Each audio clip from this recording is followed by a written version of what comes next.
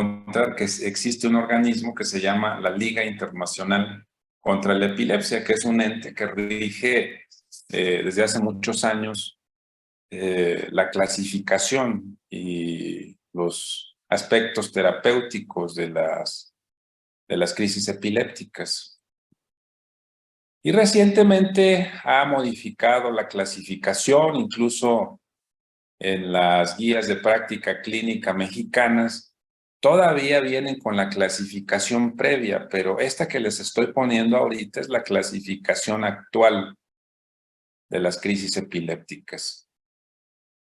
Se clasifican en crisis focales. Anteriormente en la clasificación previa se llamaban crisis parciales, pero la nomenclatura la cambiaron y ahora se llaman crisis focales. Crisis generalizadas siguen llamándose igual. Crisis de inicio desconocido.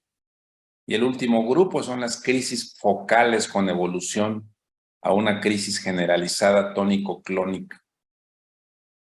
Entonces, esos son los 4 grupos principales en que se dividen las crisis epilépticas. Muy frecuentemente, la zona del cerebro afectada, recuerdan ustedes, es el lóbulo temporal. Esta imagen es una imagen de una crisis focal. Vean el movimiento que hace la paciente, está despierta, pero hace un movimiento del brazo únicamente. Esta es otra crisis focal también. Parece que todo está correctamente y de repente el paciente empieza a mover una zona únicamente del cuerpo. Vean ustedes el movimiento repetitivo, son movimientos totalmente involuntarios, pero el paciente está despierto.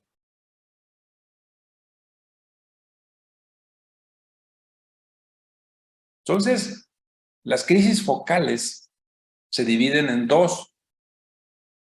Las crisis con el estado de alerta preservado, que anteriormente en la clasificación previa se llamaban crisis parciales simples, ahora se llama crisis con estado de alerta preservado.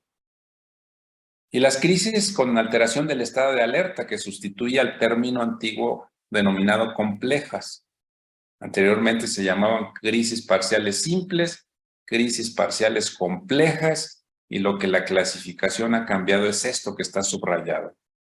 Se los estoy mencionando porque en la mayoría de los libros que quizás ustedes revisen, quizás van a encontrar todavía la clasificación previa. En realidad, si analizamos bien los términos que se utilizan, pues prácticamente significan lo mismo. Entonces, no hay gran confusión realmente con esto. Cuando las crisis son focales, pueden tener un inicio motor, como los 2 casos que acabamos de ver, con movimiento de la extremidad superior, pero también pueden ser de inicio no motor. A veces tienen alucinaciones visuales o alucinaciones auditivas, incluso alucinaciones olfatorias. ¿Sí? Existen signos que se llaman descriptores que se presentan durante las crisis focales. Son estos: motores, que son los más visibles, automatismos, sensitivos, emocionales, cognitivos y autonómicos. Cuando hablamos de crisis generalizadas, como el caso que les mostré primero, que llega Pedro a reunirse con sus amigos y que súbitamente no sabe qué pasó, son las crisis más aparatosas, se llaman crisis generalizadas.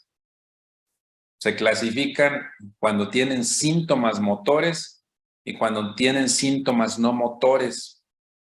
Los que tienen síntomas motores son los más frecuentes, son los que quizás ustedes les ha tocado ver, y son específicamente las tónico-clónico generalizadas, aunque sabemos que existen tónicas, clónicas, mioclónicas, atónicas, etcétera, etcétera. Y específicamente las crisis generalizadas con síntomas no motores se le conocen como crisis de ausencia. Y justo en este punto es donde quiero que pongan mucha atención, porque las crisis de ausencia, aparentemente no hay pérdida del estado de alerta, pero sí lo hay. Muy frecuentemente se confunden las crisis de ausencia con crisis focales. Si yo les pregunto en el examen, mencione las crisis de ausencia, ¿corresponden a crisis focales, sí o no? Ustedes deben decir no, porque las crisis de ausencia son crisis generalizadas. Vean este siguiente caso. Es un paciente que está en un video electroencefalograma. Son crisis focales con alteración del estado de alerta.